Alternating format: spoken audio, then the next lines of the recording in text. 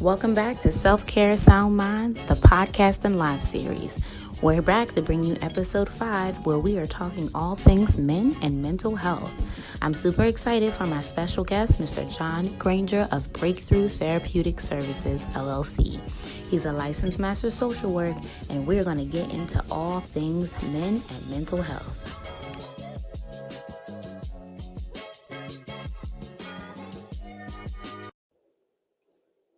Hello, everybody, and welcome back to Self-Care Sound Mind, the podcast and live series. I am super excited for another episode of the podcast. This is episode 5. It is hard to believe that we are already 5 episodes in. You know the drill. I just want to make sure that I am live on Facebook and YouTube. I am live. Share the page with everyone you know, and let them know that they do not want to miss this conversation tonight. I have so many things that I want to talk to my special guest about tonight. So let me share this link. And we are going to get right in it. So I want to, again, welcome you to Self-Care Sound Mind, the podcast and live series. It's going to be a good one. We are talking men and mental health. So Self-Care Sound Mind, the podcast and live series is a podcast that I'm doing every 2 weeks where the goal is to uplift, inspire, and encourage. All of the themes for the shows are going to be about some way to improve your mental health and to encourage you to implement self-care in your daily lifestyle. So this is episode 5, and we're talking men and mental health. Before we jump right into it and bring in my special guest, I want to remind you to purchase a shirt with a purpose. I am actually wearing my Tender Loving Self-Care t-shirt today. If you purchase this t-shirt on embracingoak.com, all of the proceeds from the shirt go directly to my free mental health campaign. So please help us. I have already allocated the funds and helped at least, I've helped a person have at least 2 or 3 free therapy sessions. So guys, that is absolutely amazing. So thank you and shout out to everyone who has donated to our free therapy campaign. You can donate or purchase a shirt. You can purchase a shirt or donate directly to the GoFundMe campaign at embracingoak.com. And I'll go ahead and put that in the chat for you as usual. Also, if you have a self-care item, if you have a t-shirt, a body butter, a journal, or anything that you would like me to share with my listening audience, please email me. You can contact me directly at embracingoak.com. And I am pretty sure that those are all of my announcements for the day. I'm going to jump right in it and bring in my special guest. Now, I will apologize to him because usually, well, I shouldn't say usually. So far, I know a lot about the people, so I give them a little bit of an intro, but my relationship so far has been professional, and so I'm going to allow him to introduce himself because I realize as I'm reading my notes, I don't have no personal details to share. So we are going to invite Mr. John Granger to and I want to make sure I'm saying your last name right too. Correct me if I'm wrong. We're going to invite him to the show. Everyone give it up for my special guest. Hello. Thank you. Hey, what's up, Kiara? What's going on? I am so excited. I'm glad to be here.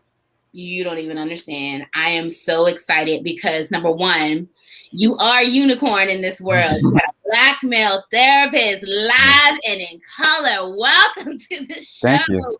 People, they do exist. They are out there. Let me tell you. Yes, I've had one conversation, well, 2, really, since before the show, but conversations with this man, and he does some great things. So go ahead and introduce yourself. Tell us all about you, all about your practice, and everything. Okay. So as Kiara said, my name is John Granger. I'm a licensed social worker in the state of Pennsylvania. A little bit about my background. So I have an undergrad in economics, a master's degree in international development with an urban concentration, and a master's in social work.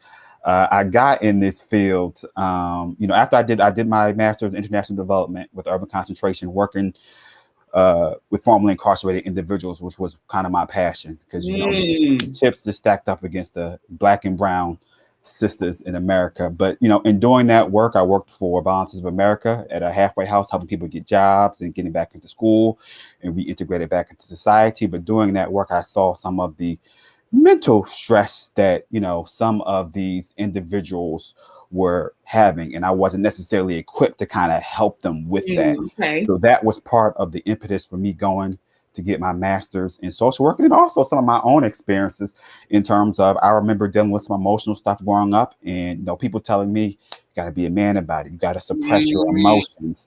And I remember, I think one of the key moments I remember for me is when my sister passed away, and someone's like, you got to be strong, you got to be strong for your family. And I was like, okay, I'm going to be strong. And then a year and a half later, I just had a breakdown. I just all came out. I was like, I never got to express, I never got to grieve, my sister. This was not a healthy experience for me, and I did not enjoy that. I said, I don't want to have to express. I want to be able to express that, I am sad right now, so that these are kind of the things that kind of led me into the therapy field, wanting for myself, wanting to have a high emotional IQ, and wanting to help, really Black men, kind of deconstruct, toxic masculinity, and really create a space, a non-judgmental space where they can express themselves. Okay, I can't say myself. Hold on. Okay. You are saying, you are hitting on so many points that I want to talk about today. Talk to me. All of these reasons. Let's just go back. Let's start from the. So first of all, let's talk about this grief, right? Because you said something that is not only just said to Black men, but I feel like to just Black people in general, right? You got to be strong for the family. Yeah. Why do I have to carry the burdens of the family on my back? Yeah. Why is that my responsibility, and who made it that way? Yeah. And why can't I express how I feel? Why can't I express how I feel? Why does me expressing how I feel, why is that tantamount to me being weak? Why can't these things coexist? I can be strong and express my feelings. So I'm being strong for you, so that means you can be human. Yeah. You can have weak moments, not even weak moments, but human moments, right? Yeah. You can express what you're feeling, but for some reason I can't. That's how I feel. Everybody can express how they feel except for me. I'm the person that has to hold it together. That doesn't seem fair. And not it's not only healthy. doesn't it seem fair, but it's not fair. And I talk a lot about the Black Superwoman syndrome, but this same pressure is being put on Black males as well. And so we're all walking around with this pressure, trying to pretend like we're not the human beings that we truly are. Yeah. And that's not okay. Yeah. So let's talk to you, because you also mentioned, would you say suck it up and be a man? Did you say that? You got to be a man, suck it up, be a man. So let's start with that, okay? Because that drives me nuts. Yeah. And working with at-risk children for so long, or children who are considered higher level of care, because about the Black boys. Talking about Black boys? Yeah. And you see, you know exactly what I was talking about. I already know. I'm describing this, and you're like, yeah, all the Black boys. The Black boys, exactly. So we're telling them they can't cry. No. They can't feel. They can't be human. So we're telling them this. We're literally invalidating their human experience, and we're surprised when the only thing that they're able to express is anger. Yes. Black to boys lash out and to burst. Yes, Black boys. Yep, Black boys get taught emotional suppression at a very young age. Emotional suppression. If you are a parent of a young Black or brown male, even if you're not a person of color, if you are a parent and you are telling your child, especially your male child, to not feel their feelings, you are committing what they call emotional suppression. Tell them again. That is emotional suppression, when you do not allow your kids to express themselves, or tell them that, this is a feminine trait. You can't express this. I can't, all this disappointment, all this crying. No, I don't want to hear that. That's emotional suppression, and it comes out in other ways that contributes to societal problems. Look at all the violence we see today. Right. Look at all the violence we see today. So you're telling a child who, when they were born, they cried to have their needs met. Yeah. And then they're a toddler, they learn a few words, they're able to maybe do some baby sign language if you're really advanced as a parent, right? And yet the minute that they're supposed to, or you think they should be using their words, but they're still expressing that same emotional, they're still having those same emotions, or they're expressing themselves through crying or tears or sharing some sort of human experience, all of a sudden that's wrong. Yeah. You've reinforced it my whole life. That's confusing. Yeah. You as a parent, let's keep it funky, okay? These parents are out here getting high. They are drinking to numb their feelings because they don't feel like they can express themselves. But you want your child to just shut up and suck it up. Yeah. You ain't even sucking your own life up. And you have the consequences of your own choices. Come on. Absolutely. Now you have this generational trauma. We're passing from one generation to another generation, and nobody knows how to express themselves in a healthy manner. They all have these counterproductive, unhealthy coping mechanisms. Which leads to so many interpersonal issues, relationship issues, possibly work issues. Affects yourself. It affects every area of your life. It's going to affect every area of your life, how you function. The only thing that was needed was for you to feel seen and to feel heard. Right? So for you to be able to express that, I'm upset and I don't know what to do about it. Yeah. I'm upset because you hurt my feelings. Yeah. I'm upset because my life is changing and I have no control over it. Yeah. But I'm not allowed to do or say that or experience that. Yeah. So if I hold it in, it's going to come out in other ways. Emotional suppression comes out in other ways. I always say feelings buried alive never die. So you might try to bury these things.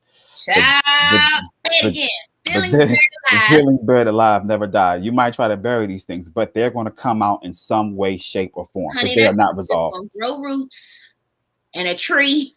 Yeah. Figure out where this tree came from. Planted a long time ago. Yeah. Now you're just displacing your anger on other people. You're projecting because you bury so much in you. And that's the most effective way. That's one of the most effective ways to experience chronic stress is emotional suppression. You've been on here 10 minutes and I feel like we can wrap it up.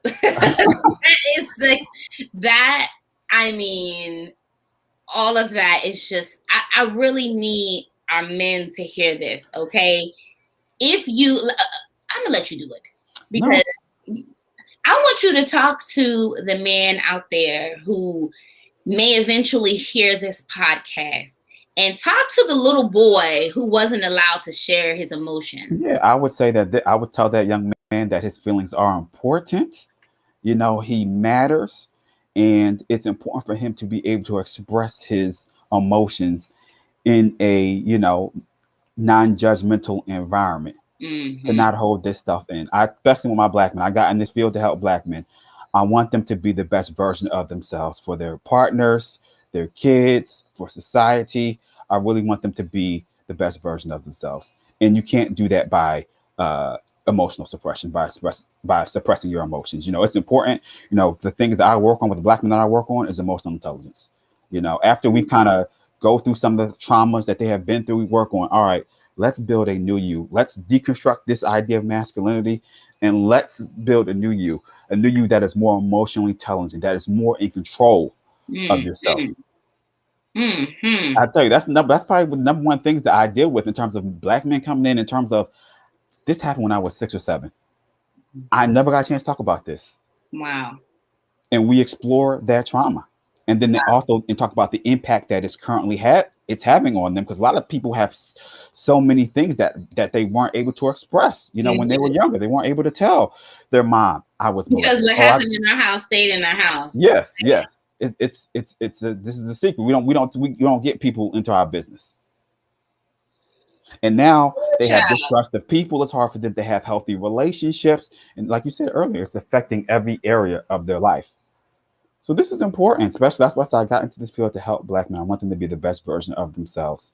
I want them to have emotional intelligence. talking about emotional suppression. Okay, so Yeah.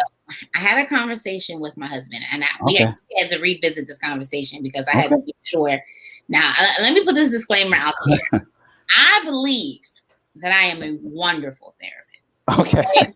I believe that my knowledge and my skills and my experience have equipped me to help people. Yeah. However, when I come home, I'm not a Yeah. therapist anymore. I I am a feel you. wife, I am Yeah. a mother, and I am a very tired employee / entrepreneur. Yeah. So I don't always get things right. Yeah. I don't always follow my own advice. Yeah. I'm not always the best me that I could be. Listen, I feel you, Carrie. Listen, you and me both. You and me both. So I'm putting that disclaimer out there before I go into this conversation. So we had a conversation the other day about men and women and marriage in particular, the communication with men and women and marriage. And he's like, women, y'all get together and y'all empower each other to express your truth, right? It's what do you feel? Share what's on your mind. Yeah. You do all these things, go girl, right? You empowered, wonderful, we're all queens, right? Yeah. So we lift each other up and we express yourself. Yeah. But the man is told, oh, you better not say that. Don't tell your wife that's how you feel. Don't tell your wife that.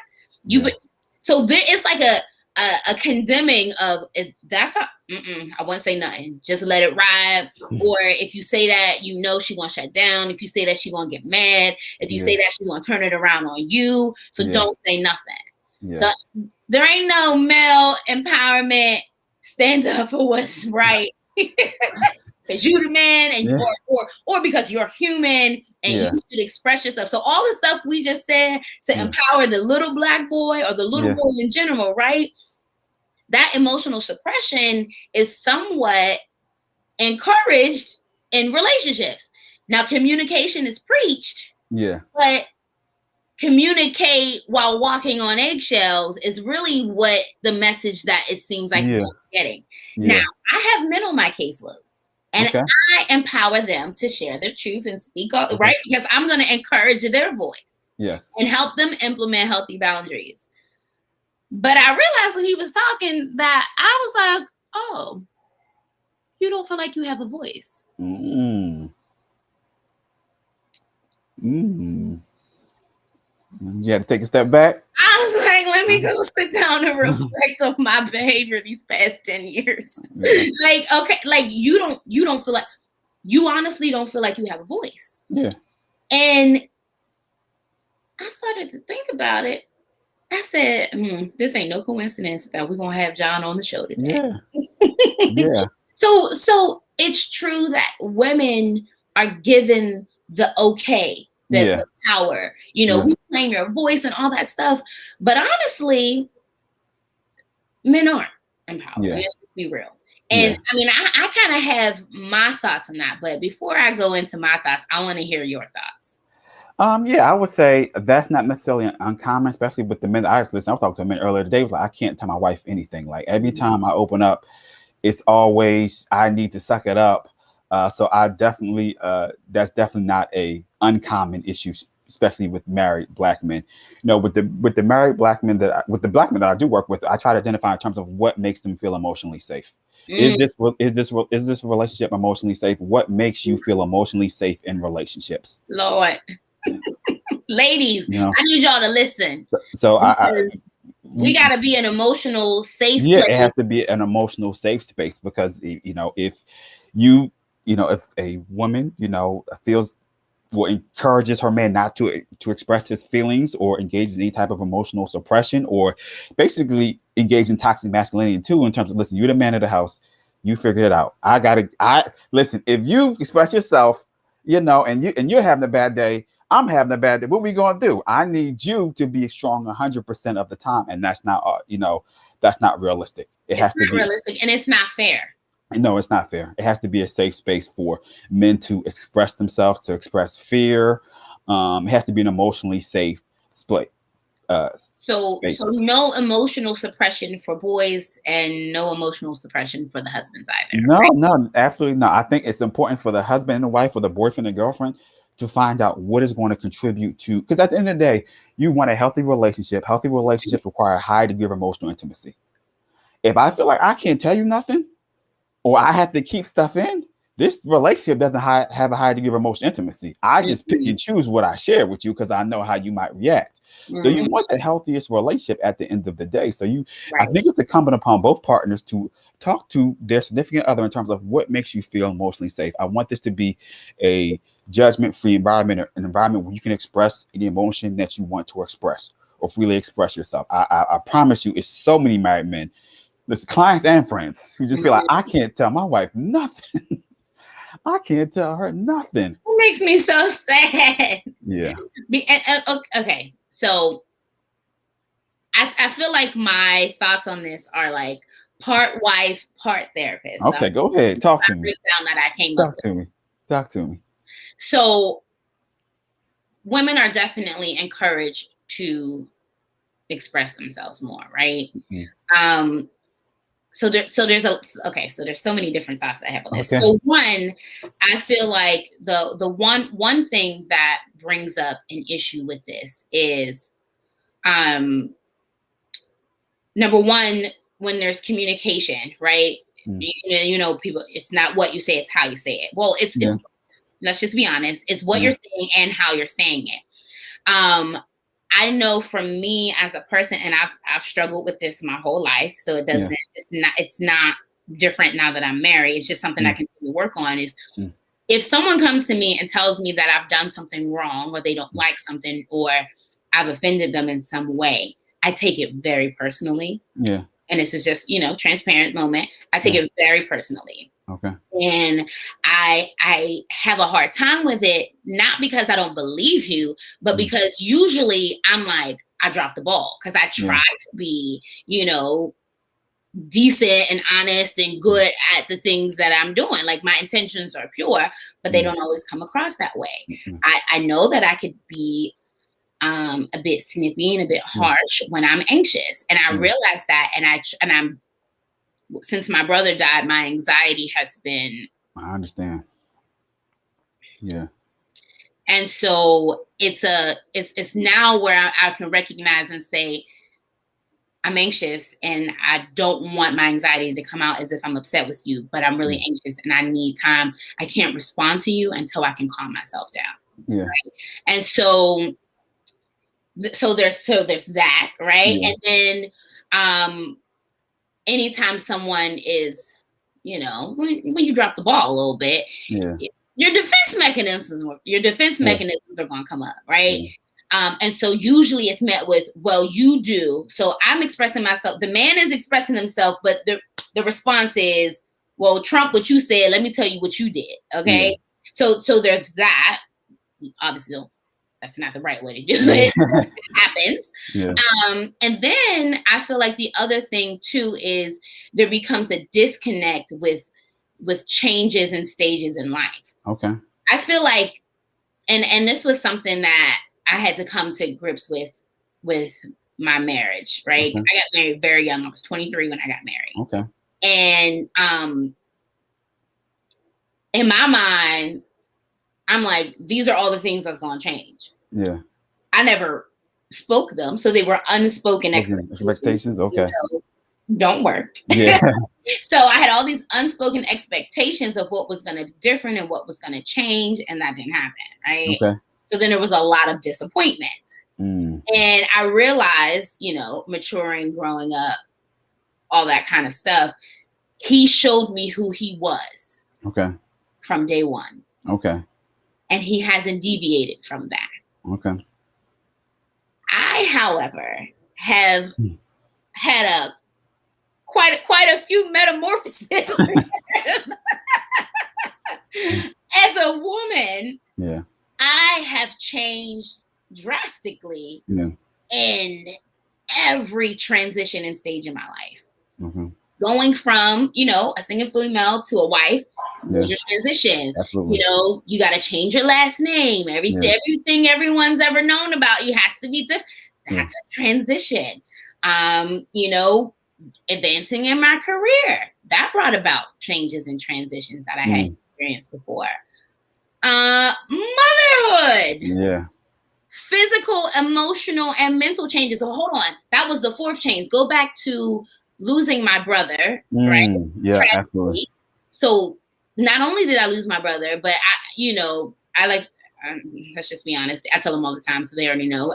I've always been the third parent. You know what I mean? So I'm like fronting the money for the funeral, buying the clothes, picking out the burial plot, like because they just couldn't do it. They were so they were grieving. So you jump into therapist mode. You don't allow yourself to be the sister. So I had to grieve when I left. Now, and I'm 5 hours from home, so I'm grieving away from everyone. I have my husband. And work. A lot of changes and transitions, right? Motherhood after that. So I've had all these changes. And he the same man he was when I met him 10 years ago. Not that, he hasn't had like growth in his life, but fundamentally, he's the same person. Okay. So when you have one person who's like, this is me, this is who I'm going to be to the end, and someone's like, child, I got to relearn myself every 2 years. How do you manage that? And so it's just so much. Okay. So my back to my original point. Yeah. How do you communicate when as soon as you figure out how to say something without making me go off like a ticking time bomb, you change again? Yeah. So now it's like, okay, this way worked 2 weeks ago. Now you're telling me something different. So when you're in a relationship and there's all these changes and transitions, how do we encourage the men not to be intimidated by whether there are defense mechanisms, whether they shut down or like all of that? Like, how do we help them not emotionally suppress their emotions because they don't want their significant other? Yeah, I think it's the partner just identifying to their partner, this is the best way to communicate this to me. Or when you really want to talk about something deep and emotional, maybe Tuesdays at 9, or when we put the kids to bed, this is the best way to kind of communicate with me that you want to talk about something seriously. That way I can prepare myself, because, sometimes you might have a bad day and just might not be in the mood to do it. So I think it's just communicating to your partner like, hey, it's a little bit of a transition period right now. I want you to feel free to express yourself. These are kind of the best. These are the best ways to do it. The ways that I would be best receptive to it, as I'm kind of going through this transition and figure some things out for myself. Yeah. So basically communicate the transition. Yes. Yeah. I think communicating the transition in the best way for the partner. That's the hardest part for me personally, because by the time I realize, oh, this is what the heck is going on. Yeah. And cause like 10 fights. Yeah. I think the person going through the transition has to be mindful of what they are going through and the impact that it might have on their partner. Aware of your own emotions. Yes, which is part of emotional intelligence, self-awareness. So I think it's being important in terms of your emotions and their impact on others. So here's my other theory. Yeah. So when men feel invalidated, they don't feel heard, they don't feel like they can speak, they don't feel like they have a voice, and they begin to emotionally shut down. Yeah. I feel like that a lot of times is when emotional and intimate affairs happen. Oh yeah, absolutely. Because they lose the safety of themselves and their emotions. Would absolutely. You agree? Okay. I agree with that. Absolutely. I think that, so I had to say to my husband the other day, because he said, well, I get confused because you tell me one thing and then you get mad and say, well, do it this way. And then I don't know what to do. And so I told him, I said, and I had to apologize. I was like, Lord, I repent. I didn't do what I was supposed to do here. Yeah. Okay, you're 10. We're going to start over. We're going to try again. But so I said, I don't want you to feel invalidated. Yeah. I don't want you to feel like your opinions don't matter. And I told him, I said, I might initially get defensive because that's my automatic response, right? I'm a work in progress. I'm still working on it. But for me, reflection is the biggest part of change. Yeah. I might not like what you're telling me, but I'm going to think about it. And I'm going to try to make a difference in what I do. Yeah. And I said, at this point, I can't tell you how to say it. I said, you just going to have to say it. And I'm just going to have to be mad. And you're going to have to be okay with me being mad for a little bit, because it's not necessarily that I'm mad at you. And I explained that sometimes it's just me being hard on myself when I got to remind myself to drop my own cape, and that I'm not going to do everything well and perfectly. And I'm going to miss the mark. And when you're juggling 10,000 things, some things fall through the cracks. Yeah. So if we're both extending grace, then, you know, give me a minute to process and figure out how I can make it better. Right. But at this point, you just gonna have to say it and hurt my feelings. Yeah. Absolutely. I'm doing that. But like if you, I would rather you say it and just blurt it out than not say it at all. Yes, I completely agree with you. There has to be room for a partner to express anger, frustration, or disappointment. That doesn't mean it's not a safe space, but there has to be room for that to be expressed. Now, those things want to be expressed in a healthy manner. Right. But there has to be room. There has to be room for that. I think that it is so important for men to feel emotionally empowered. And I mean, I'm telling you, like, we had this conversation Sunday, or the start of this conversation Sunday, and it has just been punching me in the gut every day. Like,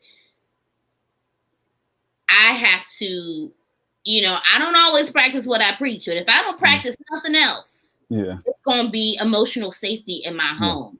I mean, that thing just punched me in the gut. Like, I would hate for my son to grow up because I know what it's like to feel that I don't have an emotional safe space. I still struggle with an emotional safe space as the helper. You know, everyone comes to you, but when it's your turn, they're not always ready. Everybody ain't able to see me. I remember a few months ago at work, you know, when my whole cease and desist happened, I was at work and I was falling apart. And then my coworkers were like, I have never seen you like this. Are you okay? I was like, I'm not hiding how I feel. I don't care if it makes anybody uncomfortable. I am not okay. I don't know what to do. You don't always have that safe space to feel like you're not okay. Yes, and it's okay not to be okay. It's okay not to be okay. It's okay not to be okay. And I knowing how it feels as a helper, I would hate to perpetuate that same thing on anyone. Okay. And so I want us, ladies, we got to accept when we drop the ball and we don't make it a safe space for the men in our life, children, parents, whoever, okay? We have to accept when we drop the ball, and we have to create a safe space, because let's just be honest, 9 times out of 10, they done heard us change our mind 15 times about something. Yeah. And one time they express that something ain't right, we let them know everything they've ever done wrong in the past 20 years. Yeah. That's not an emotional safe space. Yeah. Absolutely. I completely agree with you. I think it's important to, you know, while you may give your partner constructive criticism, I think you need to be hearing twice as many affirmations, or you building them up in terms of telling your wife or your husband the value that they're bringing to your life, you know, the impact that they are having, how grateful you are. So I think it needs to be 2-1, you know, for every constructive criticism, there needs to be like you affirmations, you know, you building this person up. So you mentioned toxic masculinity. Yeah. Share.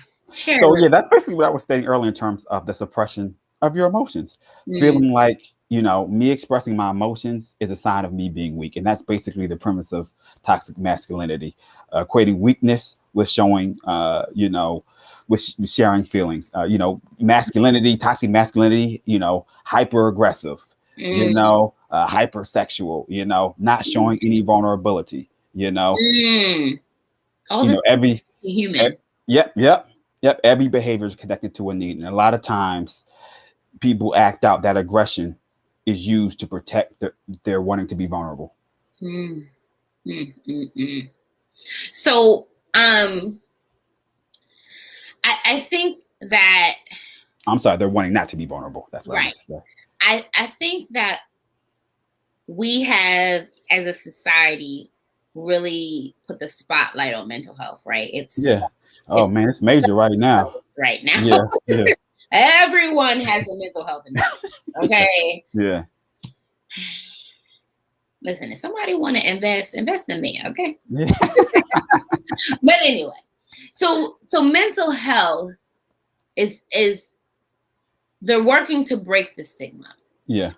But I feel like awareness and action are very two different things, right? Yeah. And so I would like to see us, even as a community of Black Yeah. and brown people, as a whole, right? Yeah. Everyone included as well. I would like to see this level of awareness move more to the side of action. Yeah.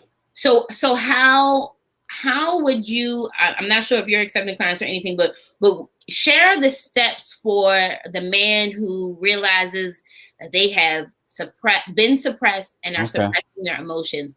How do they seek help? I think it's first, acknowledging that you have something internal going on and that this does not make you weak. Asking for help. I think that's a key part of breaking the stigma is what they say, men don't even like asking for help for directions. Right. Just be lost. So you can imagine when it comes to mental health. So I think I think it's very important that us in the community encourage people to get help and letting them know it's okay to get help. I don't think any less of you. The reality is we all need help at some point in time in different areas. We all need help at some point in time. I need a lot of help. Yeah, listen, I need a lot of help too, Kiara. That's what led me to you. I need help.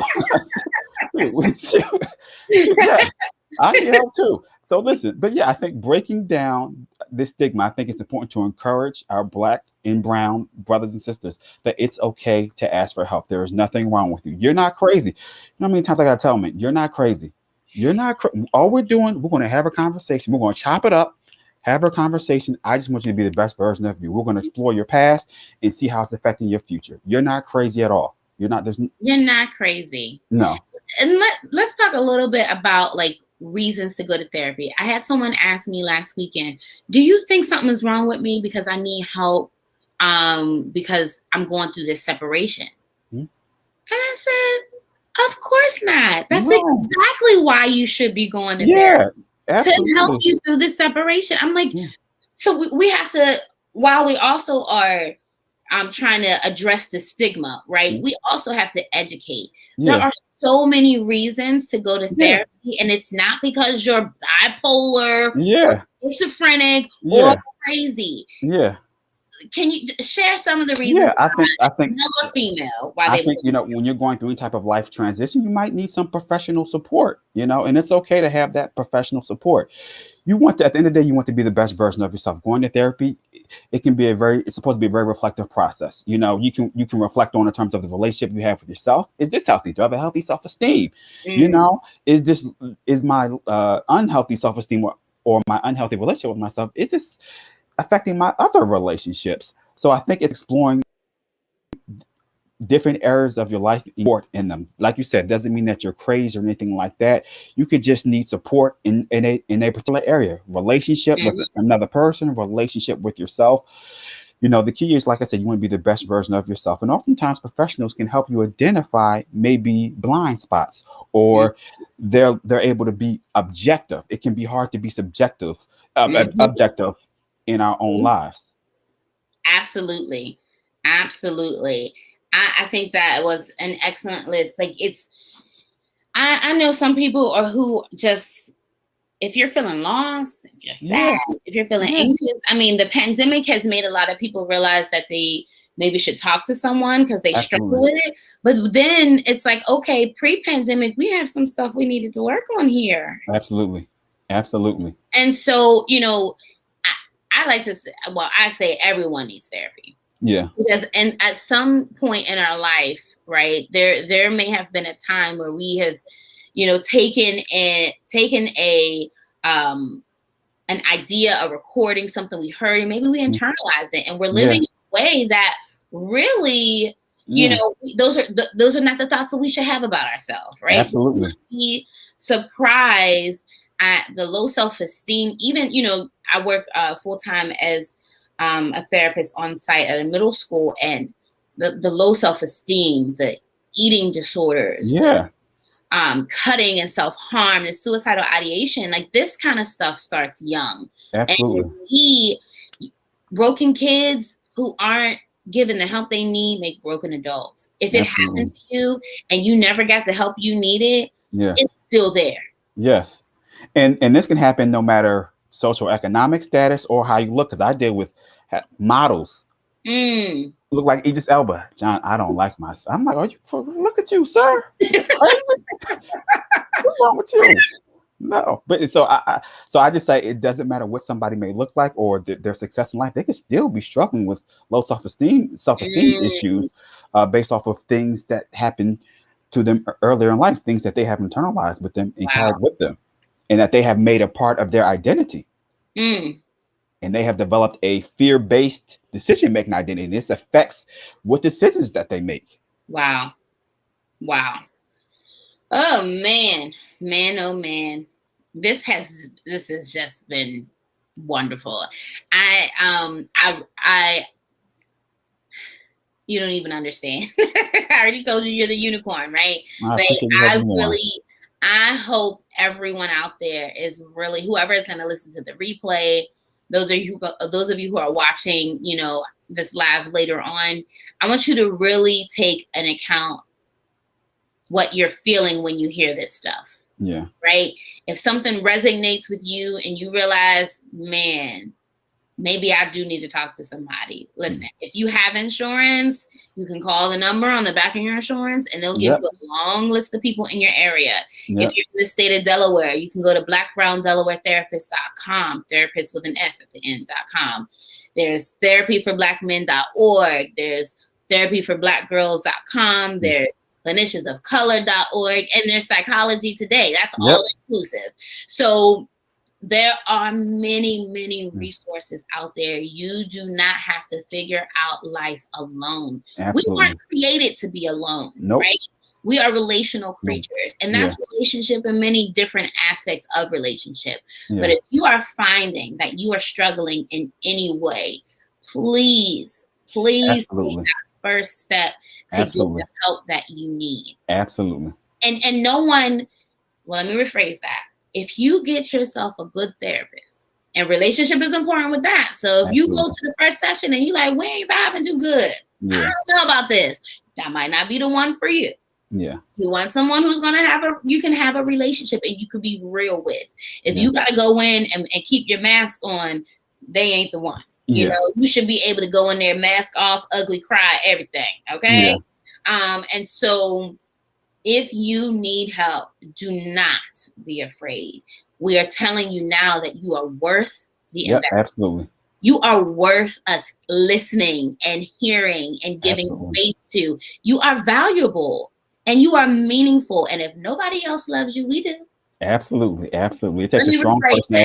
You don't feel love from nobody else because you are loved. If you don't feel the love, take it from us. Yes. I'm just so, I can't thank you enough for all of that. I love that you are out here working with Black men. Let's go back a little bit because I feel like I remember you saying this, but it kind of made me go, Tell me about your work with people who were in prison. Oh, yeah. So when I worked at Volunteers of America, I was working at a halfway house where I helped, guys who wanted to get reintegrated with society, help them get jobs, help them conducted some family sessions, help them get back to school, really kind of help them get back on track. Now that transitioned as I went into private practice. There was a private company that reached out to me that has a great program where they particularly hire formerly incarcerated individuals, and they get them jobs, they train them, and they help place them in corporate jobs. So they asked me to kind of work with them with the mental health aspect, which has been wonderful. The guy that I'm currently working with right now is, I would say, growing in terms of emotional intelligence, his decision making, identity, and is really has a bright future. I love it. I love it. I mean, I just, all of this is extremely wonderful. I love that you have the experience with both sides, right? Helping them with their physical needs, whether Yes. it's housing or Yes. employment, things like that, and then emotional needs as well, and how you Absolutely. merge that passion. And I love that, because none of us are perfect. All of us need help No. in one way, shape, or form. And Yeah. just because they maybe made some wrong choices in life doesn't mean Yes. that they're not worth that same amount of Absolutely. love, attention, and Absolutely. care, and being heard. Absolutely. Absolutely. And when they realize that they can be human, and Absolutely. it's okay for them to feel what they feel, even after they've done what they've done. Yeah. Yeah. Now that is powerful. Absolutely. Absolutely. I think that's important for the whole man to be addressed. Mm. His The physical whole- needs as well as his mental and emotional needs. Come on here, whole man. Mm. The whole man. Oh, I love that. I love that. Let everybody know. Never mind. I was going to say, let everybody know how they can follow you, but you don't do social media. Yeah. Tell them your website. So you can go to johngrangertherapy.com and you can find more about me and my services. I will put that in the chat. That is so funny. I was about to say, tell them where they can follow you on social media. Nowhere. You know they can't find me nowhere, Kiara. You know they can't find me nowhere. No. They can't follow me. I had to snoop the internet just to get your picture. I could have just asked you, but I was like, it was a short turnaround. Yeah. I had to hunt you down on Psychology Today. But I mean, I really, really enjoy our conversation. Me too. I appreciate you having me on. It was an honor to be on your show. Absolutely.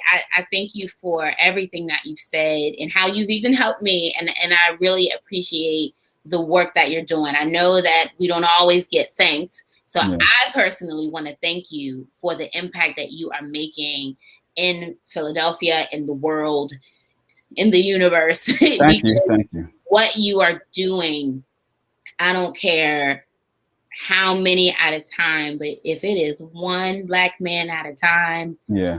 Thank you for your service. Thank you. I appreciate that. And make sure that as you are helping others, that you are continuing to help yourself. Absolutely. Because we can't have you burnt out and busted. Absolutely. You cannot pour from an empty cup. No, not even one with that still functions, but got a little crack in the hole. Yeah. We gotta be. Yes, we gotta make sure we take care of ourselves. That's important, especially in this field. Because we need you to continue to do the work that you're doing. So I thank you so much. I appreciate you. And thanks for coming on the show. No problem at all. Hope you have a wonderful evening. You don't have to leave yet, but I'm gonna let everybody know what we have coming up.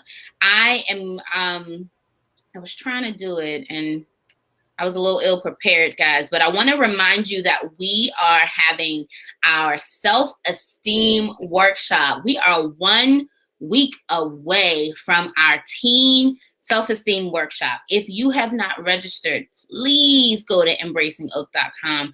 I really don't want this opportunity to be passed by. Working in a middle school, I don't want to say devastation, but I see how hard it is for these young girls growing up in this social media, TikTok, Instagram, and Snapchat environment, okay? The filters and the false reality are causing our young ladies to devalue themselves and undervalue themselves in many ways. And so I want to make sure that every teenager out there gets the opportunity to be uplifted and encouraged to love themselves, okay? So you can go to embracingoak.com and you can register on there. We're going to be using my self-esteem workbooks. The books are recommended but not required. And that is Friday the 18th from 10 to 12. Everybody should be out of school by then, and that's enough time for them to sleep in and wake up and join the workshop. And then Sunday, June 20th, is my workshop for adults. And we are under just as much as the same pressure as the teenagers. So please join me Sunday, June 20th from 5 to 7 for my self-esteem workshop for adults. Here's what's going on next week, or not next week, in 2 weeks. Thanks for joining the show.